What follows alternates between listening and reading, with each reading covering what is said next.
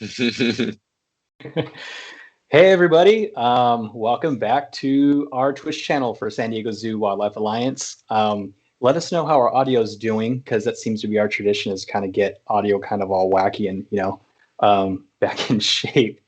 So let us know in the chat. Taylor and Gavin can't be here today, no biggie at all, but we have a good friend of ours, Marco, and of course Kirsten's here with us as well too. And we're just gonna cruise and look at some owls for a change. We've been doing some Kenya stuff, but we brought our resident bird guy, Marco. So for anybody, I don't know if you've met Marco yet in past streams. If not, this is your first time.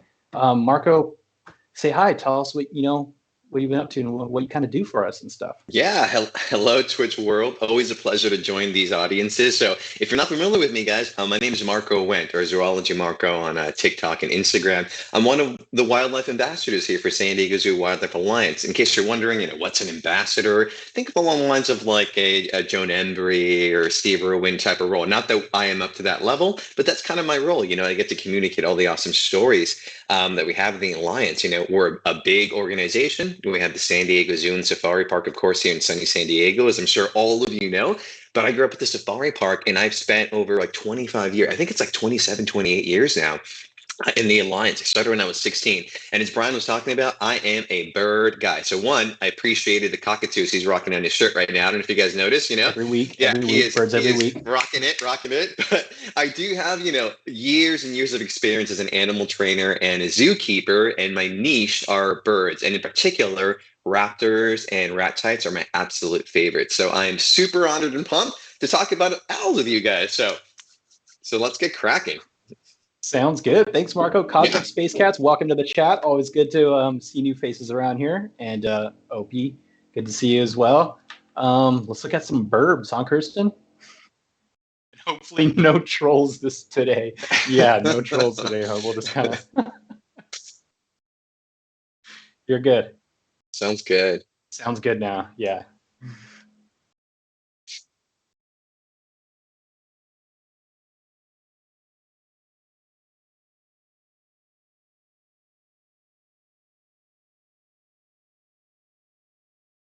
Is C3. I don't have Gavin's eyes. Gavin has like evil eyes. I don't know how he does it.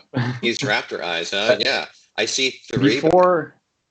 Go ahead, Marco. Oh no, I'm seeing three, and you see a lot of the urates too. Urate's like the bird poop, basically. These like fancy words, but for me personally, I always like look at that because it kind of tells you like how active the birds are. So you can kind of see like as they're moving about and know the habitat behind them. It's a big wide open space, so they got to find like whatever little vantage point they got. So in this case, you can see from all the little bird poops that they're really using those rocks out there to scope out for any kind of predator or anything that may come nearby.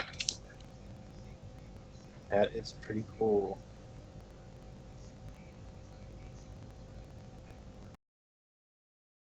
I was down there and kind of a little jumbly. No.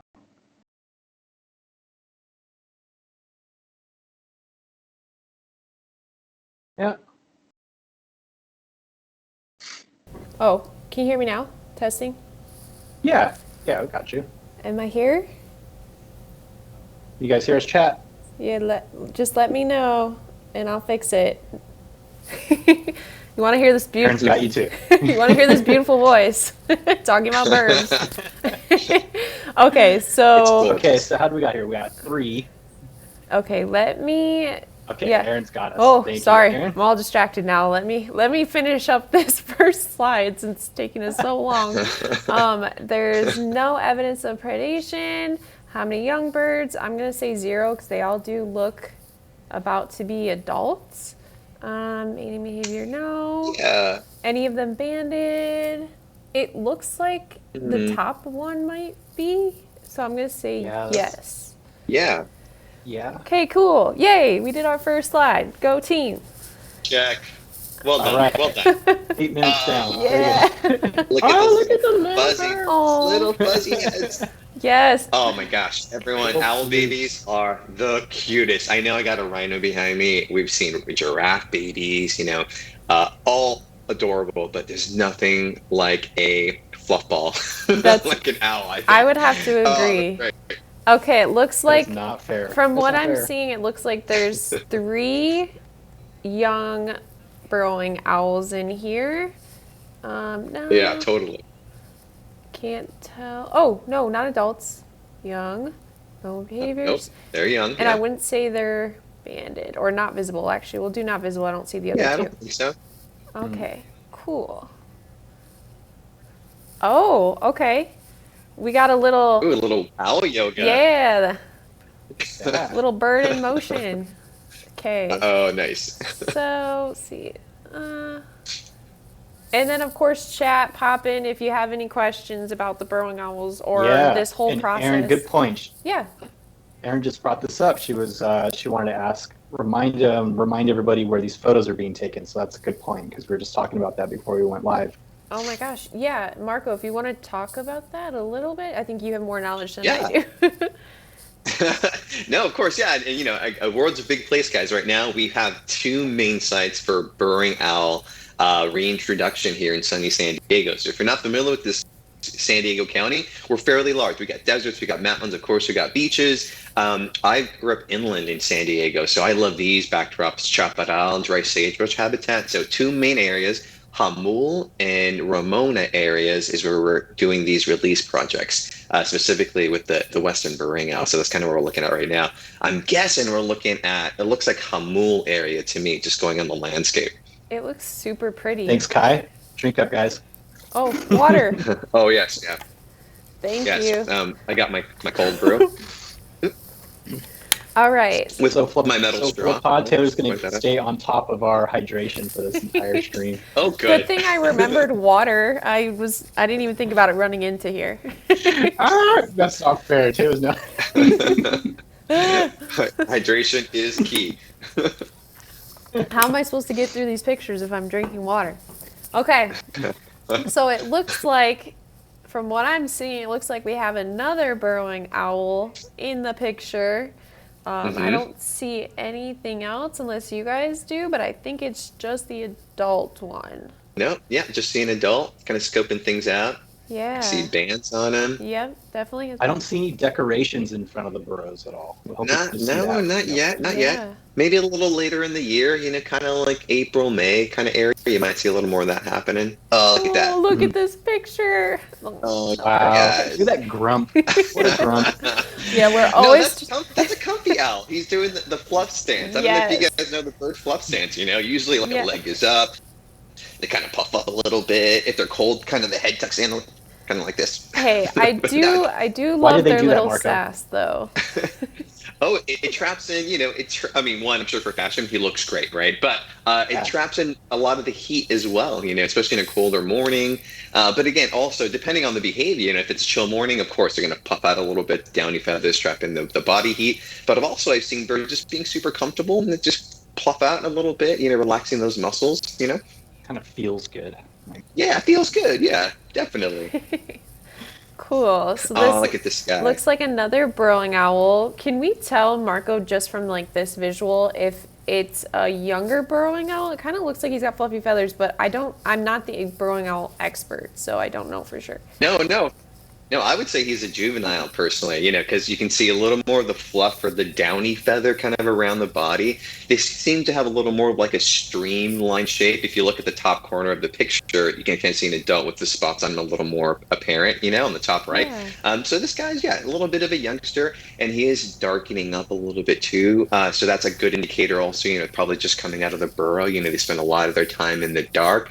Little side burrowing owl fact, a lot of the times the males will be a bit darker than the females, honestly. I mean, or lighter, I should say. I'm sorry, lighter than the females, because the female is generally spending a lot more time in the burrow, you know, away from the sunlight. So the male being out a bit more kind of lightens up a little bit. So definitely a youngster. And I love the little feet. Look at those little owl feet, you guys. I don't know if you guys know raptors, right? You know, being the raptor guy, let me just educate a little bit. Raptors, guys, I'm talking eagles, hawks, falcons, owls, merlins, kites, kestrels, ospreys, etc. Secretary bird. Raptor means to seize or to grasp, and I bring it up because look at his feet right now. You see those feet? Generally, raptor feet, it's 3 toes forward and 1 toe in the back called the hallux or the halix. Yeah, that's the one that takes care of business, right? So it depends on the raptor, the design. Most raptors are 3 in the front, 1 in the back. Owls, they're a little different. They kind of have usually 2 in the front and then 2 in the back, but that outside back talon can actually rotate depending on the species of the owl to form the three. Maybe a great horn is a good example for that. But these little guys are super terrestrial, right? They spend a lot of time on the ground, so they can actually maneuver a little bit better with that kind of foot structure being a little bit smaller, right? And they're not going to take down anything big like a jackrabbit or like a monkey-eating eagle, like a harpy eagle, as an example, right? These guys, the biggest thing is probably like a good chunky-sized mouse is what these guys are going to take down with those little raptor feet. Oh, awesome fact, Marco. I'm definitely going to write that in my Marco. book. I am full of them. Two things, Marco. You ready? Yeah. Okay. Taylor said we need a Marco nail check. So there's one. Marco nail? Oh, they're awful right now. Oh. No, I haven't gotten them done, you guys. Oh, I know. Oh no, I should have gotten little owls on the nails. No, they're just standard. I'm going through a molt right now, so I don't have any colors. It's not my breeding season, but don't worry, I'll be flashy when I need to. So next time. Yeah, then, next time. And I will rock the colors. Aaron was saying that most owls are nocturnal, but a lot of these photos are taken in the daytime, so are burrowing owls crepuscular. Yeah, and actually, I was going to tweak it a little bit. So overall, most owls tend to be, I think, more on the crepuscular range. So if you guys aren't familiar with that, so basically, it's animals who are active when the sun's going up, sun's going down. Some owl species are strictly nocturnal, which means you're up during the day. You're sleeping during the day and you're up at night.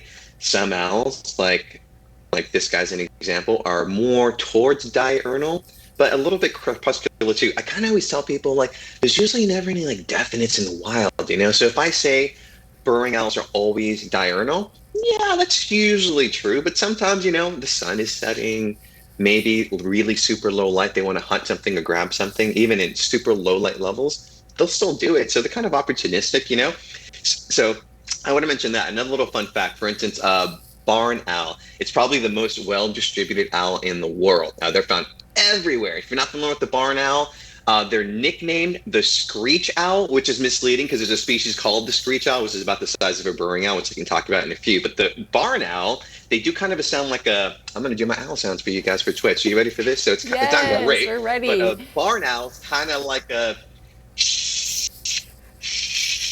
kind of sound, like a shrieking kind of sound. They also have a clicking sound. They are strictly nocturnal. So you guys might see a white owl in your area. You might hear that screaming sound, That's a strictly nocturnal owl. A lot of times with the strictly nocturnal owls, like a barn owl or a Central American, South American mottled owl, as an example, the eyes are wicked dark.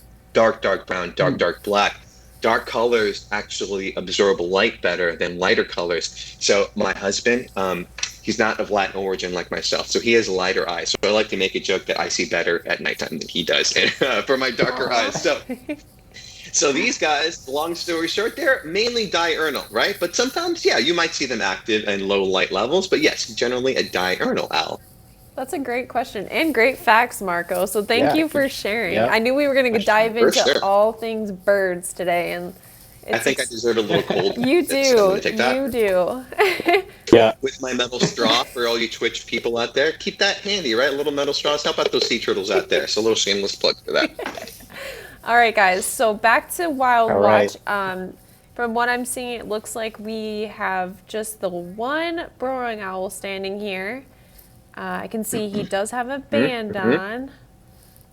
Yeah. Oh, and he's doing that relaxed pose, the leg up, right? Nice and relaxed. It is an interesting picture because when you look at him, you don't really see the face right away. They're standing. Yeah, he's kind of leaning forward a little bit, right? The eyelids are covering, Okay, cool. Let's see. Oh, another burrowing owl. I mean, not to not sound excited, we are doing all things burrowing owls, and I love burrowing owls, don't get me wrong. They're very cool. They're the cutest, I think, right? They're amazing. And so cute. I know. I was going to say, not even the smallest owl out there, you guys. If the world wants to know, it's called the elf owl. So you guys, this is a bird, an owl the size of about a chunky sparrow, if you can imagine that. super, super small, generally found in the Southwest, right? So generally think of like saguaro cactus as an example. This is the tiniest little owl that will use little crevices, little holes in those cactuses to actually roost out there in the desert. So, and the largest, in case you're wondering, is the Blackensen's eagle owl. So this is an extremely large owl. There are eagle owls found all over the world, Asia, Europe, and Africa. There's a fishing eagle owl in Asia that is the biggest of the bunch, folks. And this is, and the name is in reference to an eagle-sized owl, hence eagle owl. I'm about to Google all of these when we're done with this stream because I'm all of it. super curious. Come on, do it now. Do it now. All right, so it looks like we have 3 young burrowing owls. They've still got their down feathers. Let's see, doesn't look... Nope, that's a leaf. I was about to say, it kind of looks like they have food there, but no. I know, it almost looked like a casting, right? Yeah. And maybe Twitch followers can help us look for that also, or owl pellets, if you guys are familiar with that, you know, raptors. Let's say these 3 little cutie owls out there. Maybe they ate some beetles yesterday. So good, right? So generally, the food's going to go down into an area in their breast called the crop. Think of it like a deflated balloon, basically. So it's a loose skin. So all raptors do this. So they swallow some food, they eat a lot of food, that skin fills up with that food that they've just swallowed, right? Starts to kind of pre-digest the goodies in there. Now it moves it down. For an owl, it's a gizzard. For other raptors, it's the stomach, right? But then that gizzard separates the meat, the good stuff. So let's say if it was a mouse, the meat from the mouse would get separated, and then the fur and the bones gets compacted into this tiny little ball called the casting, or for owls, people nickname him owl pellets. And in about 20 to 24 hours, they lean over, kind of like this cute little guy in the middle, and they do sort of like, if you have a cat, it's kind of like a cat with a hairball, but not so. Out comes a little oval-shaped thing called a casting. So a lot of times we can do a lot of investigative studies in these cases with these owls to find out what their diet is. I did it. I don't know. Anyone dissect owl pellets as a kid? I know I did. Yes. You too, Chris? I did. And it was one of the coolest things I've ever seen. Like I had pretty much a whole mouse skull in mine. It was so neat. Oh, that's great. And I would invite all of you guys to do it. Granted, you probably, if you're a child listening right now, get your parents' permission to pick up some owl pellets. But you can find them hiking out there. Yeah, right. And you can put the bones back together. If you're into that sort of thing, it's pretty cool. Yeah, and it looks like Erin says that she did it at one point in life too. So I think it's pretty common. Ah, nice. Yeah. Oh, I love it. Once I found like a whole rat skull. It's great. Super interesting. Okay, looks like we have 2 more burrowing owls. Would you say, Marco, the one on the left looks younger? It's kind of hard to tell off of the picture. Yeah, it's a little, if I had to guess, I would say perhaps a little youngish, but I'm seeing some adult plumage on these guys. You guys see the little spots on both of them too. But the feathers are almost like nice and fresh as well. So I'm with you, Kristen. I'm thinking they're probably an older juvenile or a young adult, somewhere around there. Perfect. Most likely. Yeah, that's what I was. But that's really hard to tell. Yes. For sure. Well, especially with these pictures when they're not really moving around. It's definitely a little tricky. Oh, yeah. No kidding. Oh, my gosh. Ah. Oh, I love it. Oh, these are so good. And what are we seeing? How many do you guys think? I see 4. Me too. I'm thinking 4. I think 4 as well. So we got the 4 of them. Yeah. But that face counts for like 10. Yes. I know. I was just going to talk about the face, you guys. So I'm full of owl facts. Let's talk about the little face for owls, right? I mean, you look at the one right in front of us right now. You see how wide? Seductive. It's seductive and very useful, right? I mean, owls, they're excellent vision for one thing, right? Predators, have the eyes in front of the skull, judge distance between themselves and the prey. So you see a lot of raptors with that eyes facing forward. Owls' eyes are so large, they're locked in the skull. So whether it be a burrowing owl, an eagle owl, a barn owl, they actually have to rotate their head. So basically, these eyes are so big to absorb all this light in low light levels. And so in burrowing owls, it's the same thing. So owls can turn their head 75% of the way around. They have double the amount of vertebrae in their neck. We have 7. Owls have 14 bones in their neck. So cool. So they can't rotate them all the way away. I know, right? It's about 75% of the way around. So with that also, it's not only eyesight, but hearing. So when you look at this little face, look at those round disc of feathers around the eyes of the owl. A lot of owls have that. So basically what's going on, you guys, it's sort of like a satellite dish that they have on their face. And their ears are different shapes and they're offset. So one ear is about here, one ear is a little lower and larger. So they're different shapes and they're offset. So basically, if this little guy is sitting out there in the wild, just sitting, maybe a few yards away, a little field mouse is making a noise. You might see owls do this, right? Mm-hmm. They're triangulating the sound. So this guy will do this. He's basically, the sound is being absorbed, focused by that satellite face. The sound is then going either generally in one ear or the other. And by rotating, he can triangulate like beep, beep, beep, finding out, oh, the mouse is over here, and going and get the mouse that way. So you'll notice different facial disc variations depending on the owl species. Wow, I am learning like so much right now. And Taylor actually said, quote unquote, I'll take owl the knowledge. Owl the knowledge. Oh, what were you talking about? Cute. I'm not good with the pun, so I'm going to leave that for you guys. Alrighty, it looks, oh, there's two over here too. They look like they're like, oh yeah, blended in super well with their environment, but it looks like we've got 3 burrowing owls here. Nothing else going on. I know. It almost looks like the two that like their wind is hitting their back. You notice how the other one's kind of, I'm guessing there's a strong wind. The one on the left is facing the wind, and the other two are kind of tucked back like, ee! But the wind's kind of pushing them like that. Cool. Oh my gosh. We've got something new. Oh, okay. He's eating something. Yes. That's something. Yes. So we've got an adult burrowing owl, and it looks like he's got a meal of some kind with him. So we got a prey. He does.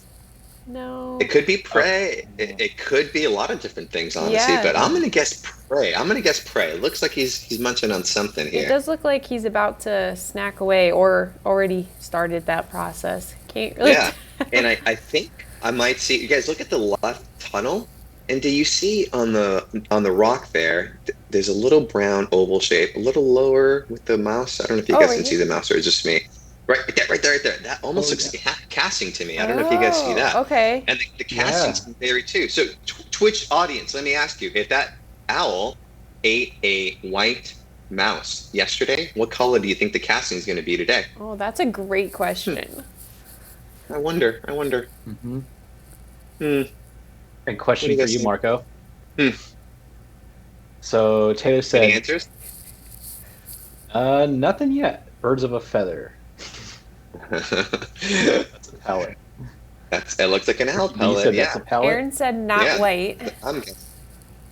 Yeah, well, it's going to be kind of off whitish, but it will vary. Think of it. If he swallowed a white mouse, that white fur, it's going to stay kind of a light color.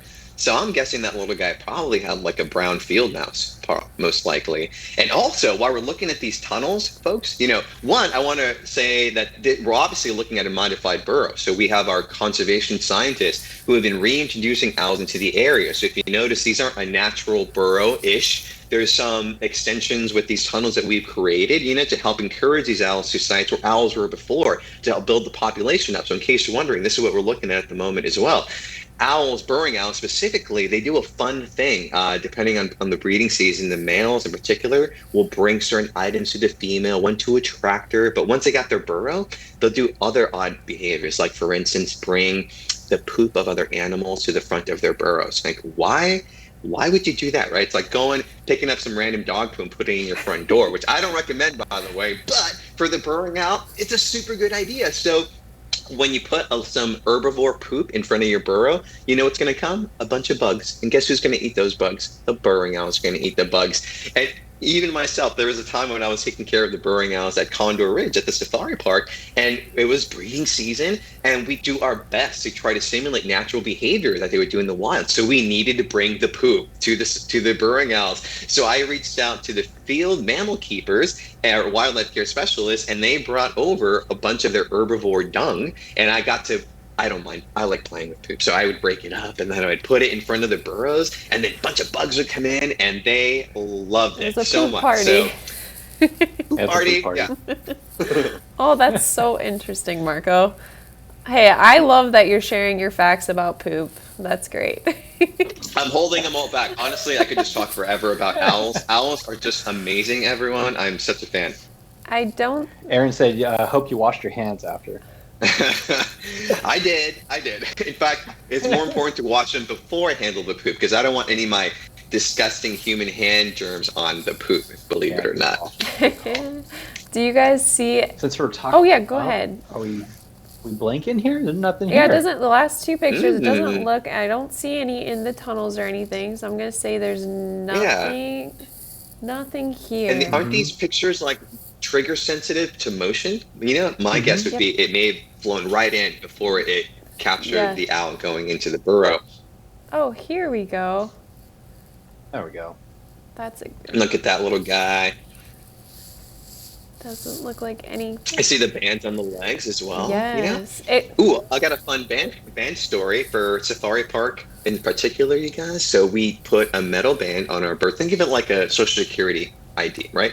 And so it's to be able to track each individual, right? So for the birds in our under our care at the safari park, we have an ID we put on the leg, right? It doesn't constrict the leg super loose. We modify for each individual. And people often ask us, you know, does it matter where you put it? And it kind of does. So at the safari park, we band our male birds on the right. And the joke we always say is because males always think they're right. Now that's my joke for the day. So, but now you know. You go to the safari park, you see a bird banded on the right. It's a male bird. That's good to know. And I don't know if I agree with your joke, but I'll let you have it. It's a joke. No. All right. Oh, cool. Oh, I love this behavior, you guys. Look at that. This is actually a great picture. Does anyone know what's going on? Let's see, chat. You guys know what it is? I'm asking because I have no idea. I don't know either. Okay. First of all, bathing is one of my favorite bird behaviors of all time because the birds are comfortable enough to kind of express themselves in a different way. Granted, there's behavioral reasons why, but it's also a nice, fun time for them to either take a dirt bath, a water bath, or in this particular case, a sun bath. So that's kind of what he's doing. He is getting all the sun that he possibly can on those feathers. A lot of things are going on, right? It's a bright, sunny day. You probably came out like, oh, man, I'm just going to feel the sun, right? And plus, we're in San Diego. Who doesn't want to enjoy the sunshine? So there's that component. There's also behavior components of why they're doing this. This is also a carnivore, right? So they're eating a lot of meat options out there in the wild. So it's a great way to stay nice and clean as well. The sun gives birds vitamin D. Oh.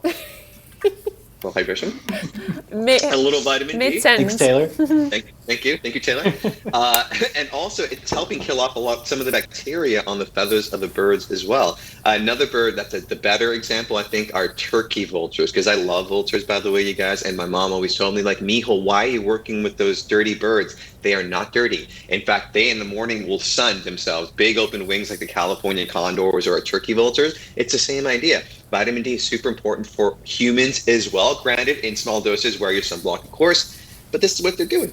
It's awesome. Oh, very cool. It's so cool to see the condors kind of sunning out there and stuff, and their giant wings just, you know? Yeah. Totally. If you guys haven't seen it, get out to the safari park or down to Elephant Odyssey at the zoo. Get there like bright and early on a sunny day and go check out the condors because that wingspan, biggest in North America. Impressive. Super cool. All right, let's keep rolling with these pictures. Oh, ghost. That's a ghost. That's a Aaron. ghost.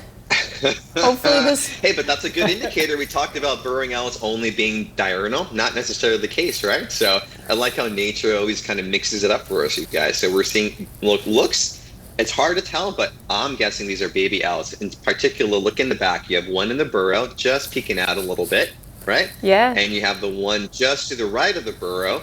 And you notice how the one out of the burrow on the right-hand side, look at the tail. It looks like a little fuzzy butt without a really defined tail feather, right? So that is another good indicator. These are probably youngsters, you know, kind of checking things out a little bit. Can't really see if they're 29 ghosts banded. this month. I'll just leave it at that. Yeah, Mark, you probably didn't see our little ghost alert.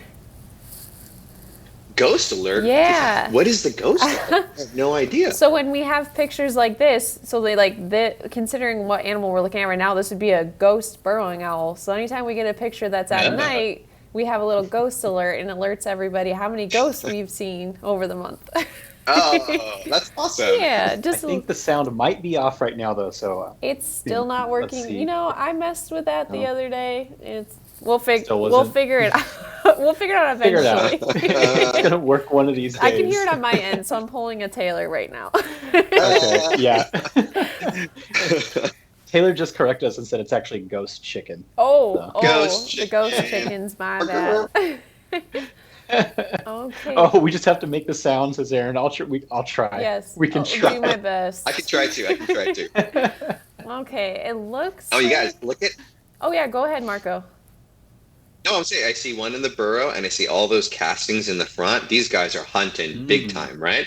There was one time we were out in the field and we were expecting the castings, and unlike these are a little smaller and dark, and we broke them up and we found beetle husks, the shells of the beetle. So it also depends seasonally where the owls are from, right? Some owls maybe in an area with a lot more bugs, so they're hunting that, like grasshoppers and beetle. Some will take advantage of maybe mice in the area also. So it's pretty cool in that respect. Oh. I think what scared me, what was also interesting, Marco, last time you and I went in the field to go look for them, was one of these burrows had a rattlesnake spine sitting in the front, and I had no idea that these birds could hunt and eat rattlesnakes. Yeah. Well, probably not like a big one, but yeah, a smaller one, totally. And, speaking of rattlesnakes, thank you for that segue. So owls have different ways of communicating, right? I talked about the shriek of the barn owl. Everyone's heard the hoot of the great horned owl. These guys do a little more of a chittering sound, and I'm not as good at it, but they also do a really light hoot, like super light. Oh, that but sounds they so also good. I just want to point that out. That was great. Thank you.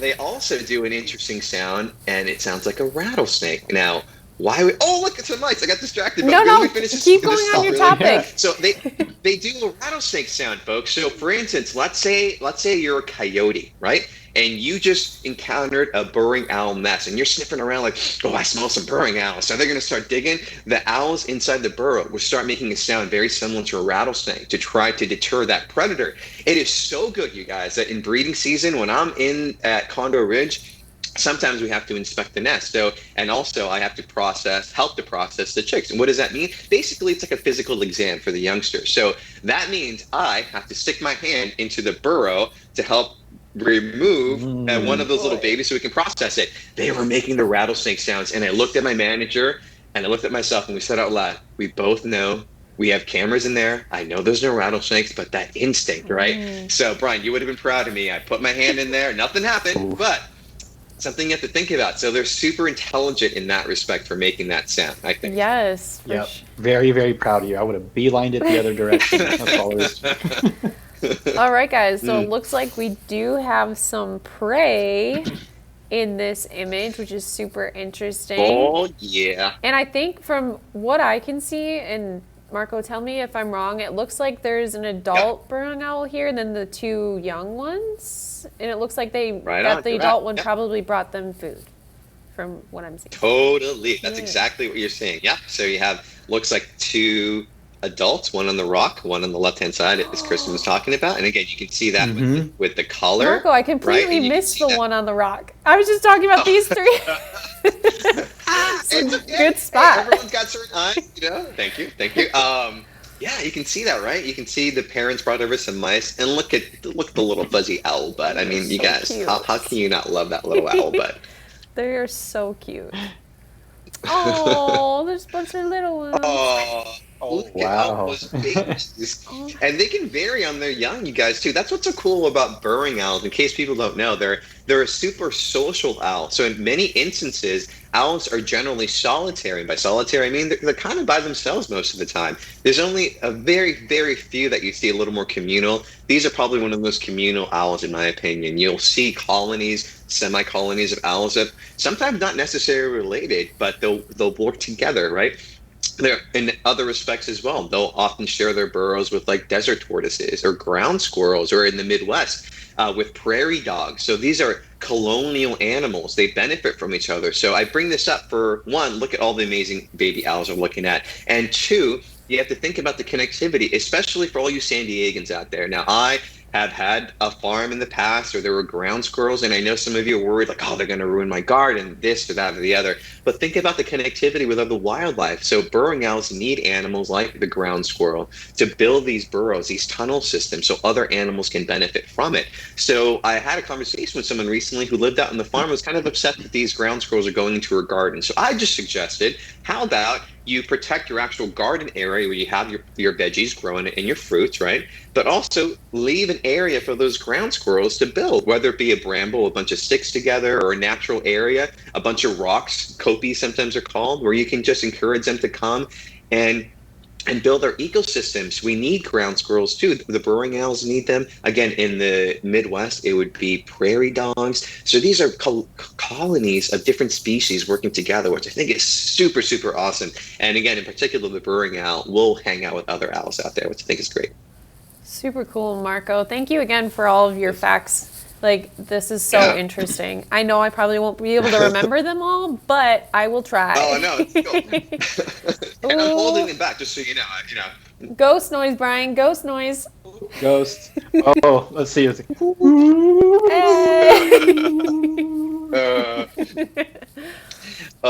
just realized, I don't know, do we have any Spanish speakers out there? Nomás quería decir que tenemos muchas especies que estamos haciendo proyectos de conservación y también estamos trabajando ahorita con el búho de madriguera. Si tienen preguntas en español, dime y te doy esas respuestas. There, that's it. Okay, it looks like we have 2 burrowing owls here. I think I don't see anything else. Well, I'm gonna say I'm seeing 2. No, 2. I'm gonna say they're adults. They kind of. This one definitely looks like an adult. Yeah, I'm gonna say maybe a little more adultish. The one on the left looks like a youngster to me, but I wouldn't be surprised if the one on the right might be kind of an older adult too. You know, what's interesting is owls like these guys, they'll lay like a lot of eggs, maybe 4, maybe 8 eggs. Oh, wow. So I know in the past, taking care of the ones at Condor Ridge, that oftentimes what happens is they don't hatch in sequence. A lot of times, certain birds hatch the eggs at the same time. For a lot of raptors, that's not the case. So I'll give you 2 comparisons. The burrowing owls like this one, let's say it's 1 to 8 eggs.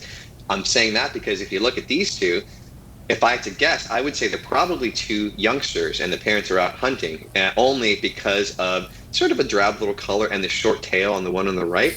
So my guess would be he was probably one of the first eggs to be laid that season, the one on the right, and the one on the left might be a little later on the season, so they can vary in size. Now, I don't want to bring down the mood a little bit, but it is kind of called the Cain and Abel struggle. So I'll give you another example. Bald eagles, everyone's familiar with the bald eagle. Generally, they lay 1 to 3 eggs possibly. So let's say the eggs hatch. Again, they're not going to hatch in sequence like ducks might do, right? And the first egg will hatch first. A few days go by, the second egg. A few days later go by, the third egg. So can you imagine how much bigger that first egg, that chick, is going to be compared to that last egg, the third egg?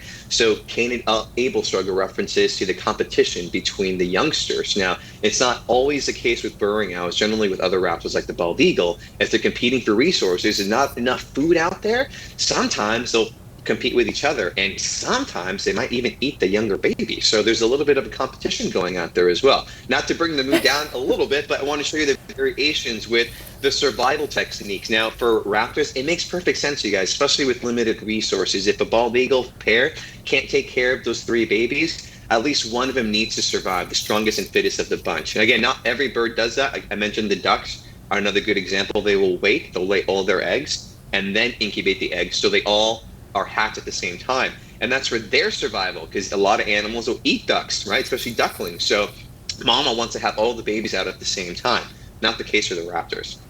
Super interesting, sad, but it's the circle of life. So, I mean, it's a circle of life. It's just what happens. Ooh, we got another ghost. Ooh. Your turn, Marco. Give it a shot. Oh, the ghost? Oh, I don't even know how to make. Ooh! I gotta work on my. I think that was great. That was terrible. That was terrible. No. Oh gosh. Okay. So is there evidence of predation? No, I would say how many adult birds? I don't think so. Would you think this is an adult or young, Marco? I'm gonna guess an adult, honestly. Okay. Yeah, just because it's one individual, you know. Good guess. He's out by himself. Yeah, I would. So I'm gonna guess, and it's a movement shot, so it's kind of hard to. I think I see some spots on the feather. Oh, look at that. Okay, now these guys look a little babies to me. I don't know if this was the same location. If it was, and I changed my mind, it was a baby. But I see 1, 2. I think that's all I see. Yeah, I think there's just the 2. We got a nice little. This little owl looks like a little ghost. His eye even looks I know. creepy. Oh, right. They're still cute though, even in the dark. I think so. I think so too. Okay, we'll put 2. It looks like I can see the band in this one. We've got a lot of ghost burrowing owls. Oh, ghost chickens. Sorry, Taylor. Ghost chickens. Ooh. Not. No ghosts. No I ghosts. see nothing. Well, I mean, I see beautiful plant species. I see some awesome dirt. Aaron did the ghost alert anyway, so there's something in here. There is a ghost here somewhere. Okay, let's see. Oh, that's a good. I don't know about beautiful plants, Marco. Those get stuck in my socks and poke me. Oh, I know. But they gotta survive too, right? I love San Diego plants. I mean, these plants like survive drought and fire. So it's super impressive what plants can do. Ooh, look at that! It looks like a really big casting over there next to that. Right here. On the ground there, but I see, yeah. Yeah, right there. Yeah, right. That was probably something super. Oh yummy. yeah, that's a huge. Kind of looks like it. Wow. That's a big one. What is? You see this shiny thing over here? It's kind of dark too. Oh, I do. Yeah. Well, during breeding season, a lot of the times, males will bring things to the females to attract them. It could be a variety of different things. Usually, it's prey, but I don't know. Maybe this guy saw a cute little bauble. Yeah. Just going shiny. We're just gonna bring this home with us. That's what I do. There's really cool birds called bowerbirds. I don't know if the public's aware of those. Those particular birds will pick it's depending on the species. There's certain bowerbirds that maybe like the color blue, and they'll create a little stage area in the wild to attract the female. So let's say it's the blue bowerbird, right? They'll bring any kind of item that's blue flower, blue feather, blue piece of plastic, and create a whole little display, and then wait for the female to show up, and then he does this like cute little dance, a blue dance for the female. So cool. So everyone's got a different way to attract a mate out there. A bunch of gentleman birds, I would say. Gentleman bird. Question from the chat here, Marco. What's your favorite bird you've ever worked with? Ooh, easy question by far. Now, my favorite one I've ever worked with is called a crested cara. And if you're not familiar with this bird, now I didn't roll my R's intentionally, but I am Latin, so I'm going to say it's a crested cara. And the name cara is usually in reference to a vocal that they do, which I'm going to do for all of you right now. So it's kind of like a... and they throw their head straight back. So this is thank you. This is a falcon. Look it up, everyone. Crested cara. This is a falcon that acts like a vulture. Super interesting bird, because this was what once was a hunter that is now scavenging in the wild like vultures do. So this is a perfect, in my opinion, example of evolution and animals adapting themselves. For instance, while we're on this picture, I don't know if you can zoom, or at least highlight the owl on the bottom left. Okay. If you can you zoom in the face for me? I didn't know you could do that. That's awesome. Thank you. Yeah. Do you need it closer? Sweet. Okay. Or is this good enough? A little closer, yeah. I just want to do the face here. I don't know if you guys can see. Behind the beak, you see a little bit of the skin there, right above the nares or the nostril openings. You guys see that? I know it's hard to tell, but there's a little bit of skin there. I bring it up because the crested cara, if you look it up, you'll notice there's a more pronounced version of skin behind that beak. Vultures have a bald head and bald neck because they stick their head inside of an animal, right? And they don't want to get a bunch of stuff, matted against their feathers, which is a reason why they have the bald head and neck. Caracaras, being a falcon, are scavenging. So the theory is they're getting a larger cere, a larger flesh part of their face because they're adapting themselves like a vulture, which I think is super rad. So with most raptors, the cere, or the little fleshy part, is not as pronounced with a hawk, an eagle, or most falcons. But crested caracaras, amazing. You'll find them in southwestern United States, a little more populated in Texas, New Mexico, the border of San Diego and Tijuana. We've seen some. Central America, Mexico. I've seen different yellow-headed caracaras, striated caracaras for the South and South America. But really cool adaptation, you guys, for the crested caracara. This is my favorite. Oh, well, thanks for sharing about your favorite bird. Yeah, That's cool. super cool. Yeah. All right. Did you not just post that today on Instagram, Marco? On Thought my I just saw personal one one, today. I did. I shared. I got yeah. There was one, an ambassador one I used to work with for years. Sadly, Phoenix had passed away a few years back. But I had a super strong relationship with her. As wildlife care specialists and trainers, we form bonds as best we can as a specialist with animals under our care. And she in particular was super aggressive for everyone except for me. So I felt super connected with Phoenix at Karakara. Oh, I'm sorry for your loss of Phoenix. Thank you. All right. Aw. Oh, look at this. Look at all those owls out there. Look at this little group. That's so cute. Look at the sleepy face on the bottom left. Yes. I love the sleepy owl face. That's a gang. Like, you don't want to walk around down the street and around the corner. And Oh, I know. Now I'm picturing a bunch of Dangerous little neighborhood. burrowing owls snapping their fingers. That's a little West Side Story. Yes. That is. I once met an owl named Maria. Emmy Lemmy, thanks for joining the chat. Good to see you. Thanks for hanging out with us. All right. They look so good. I'm going to say that these are probably for adultish ones. They look pretty old. Yeah, I think so. No, yeah. Yeah, my guess would be they're probably parents with older adults now, or older youngsters now at this point that they're reached their adulthood, which is pretty awesome. Very cool. Don't see anything else. Yeah. All right. Maybe one of these we'll see another animal. We have so many options. One of these. Oh, Keep the fingers crossed. look at that face. Ooh, look at all that stuff around I there. know. All that stuff. That is some stuff. Please throw away your That's garbage. like Protect Burrowing. I know, which is, Earth. I don't know if you guys do this mantra, but if we go hiking, I always pick up trash along the way. It's super helpful, you guys. Animals super appreciate it as well. So just a little thing out there. But look how awesome they blend into that area. And reminder, we're generally looking at the western burrowing owl. There are other species of burrowing owl. We're super unique in San Diego that we have two main species. So the standard burrowing owl species that migrate from up north, actually, and fly down during the winter into areas here in Southern California. My in-laws, in fact, they live in a town nearby where I live, and they had a burrowing owl show up during that season, and because they had adopted a desert tortoise that needed a home. Long story short, desert tortoises are not pets, but this one that got habituated, raised by human beings, and they found this poor little desert tortoise roaming around an area in Fallbrook in a town, so they were able to adopt her, which is why they have her. But the burrowing owl, to show, remember earlier I talked about the cohesiveness of different species working together, like the ground squirrel and the prairie dog.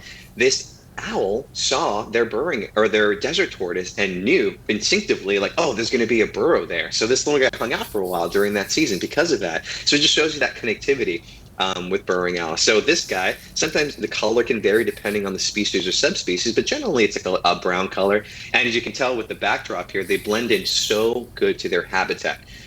There's a lot of predators out there, right? Because they're a smaller owl. They got to worry about a lot out there in the wild, which is why you see numerous of them outside of the burrow scanning. They're usually called the sentinel. I'm sure a lot of you have seen meerkats before doing that same behavior. Have a lookout, making sure there's not predators out there in the wild.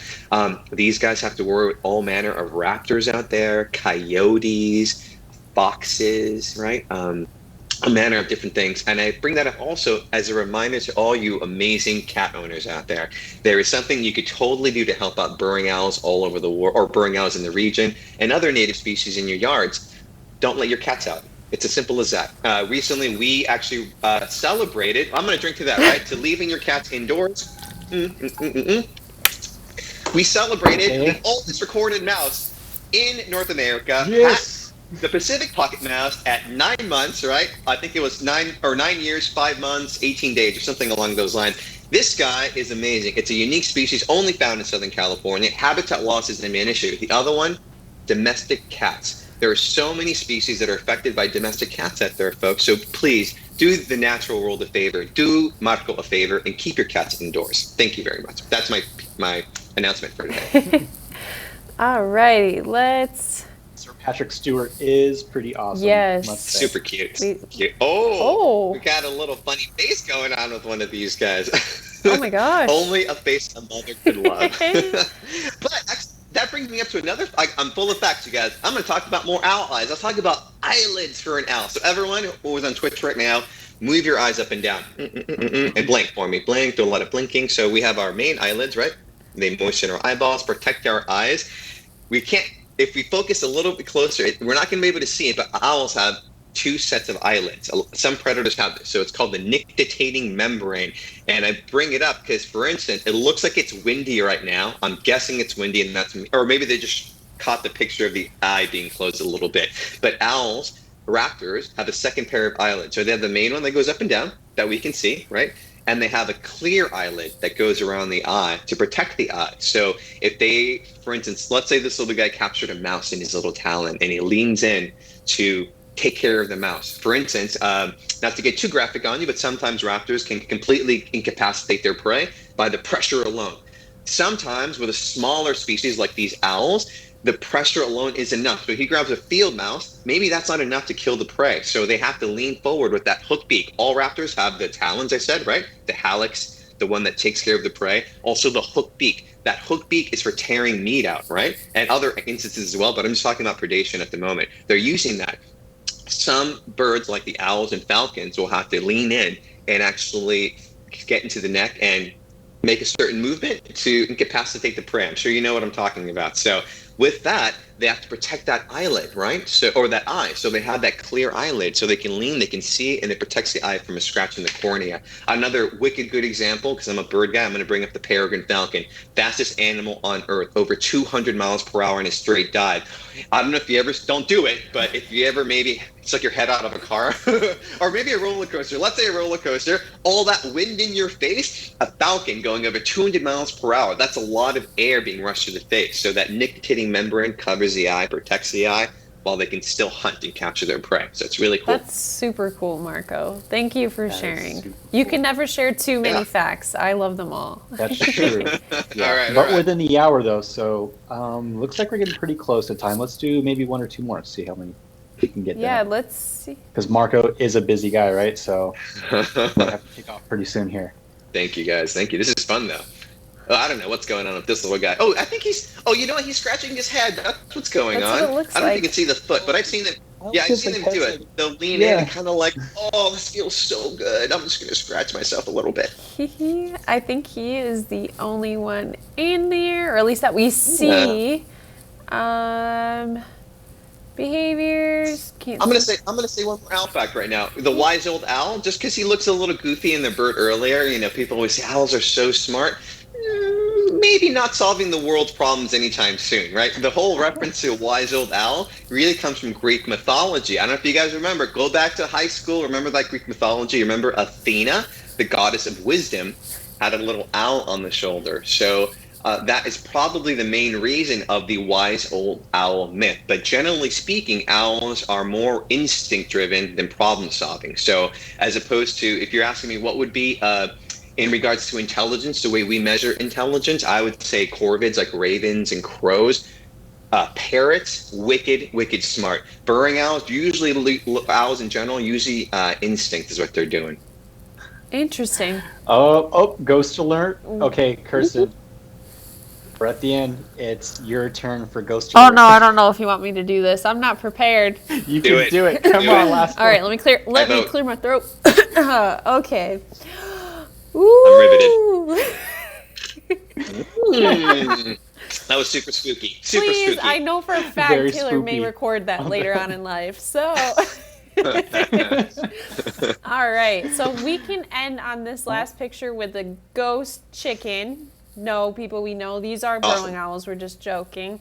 Let's see. Marco, one last little question, I guess. Would you say these are adult burrowing owls or young burrowing owls? I'm going to guess the one on the left is most likely an adult. I know it's kind of hard to tell in the dark, but the more established tail feather, the more streamlined look, and that band makes me think probably an adult. And the one on the right, I'm going to definitely say is a baby because they have that short little owl butt. Yes, I think I was about to say this. Which is not the technical term. Yeah, for sure. Cool.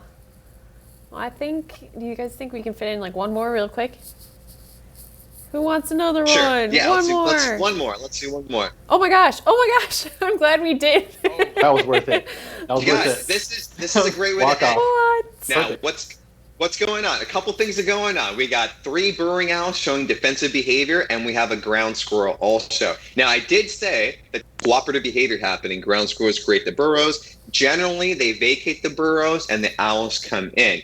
Something got these guys riled up. You notice the 3 are puffed out. They're showing that, look, I'm bigger. They're probably doing that kind of aggressive sound. Ooh. Another warning sound, these guys don't do it as much as bigger owls, a bill snap. So for instance, let's say you're hiking in the evening, you come across a great horned owl, barn owl nest, appreciate it at a distance, especially if the owl bill snaps. That's not good. That's a final warning. So if you get a bill snap from an owl, step way away from this little guy.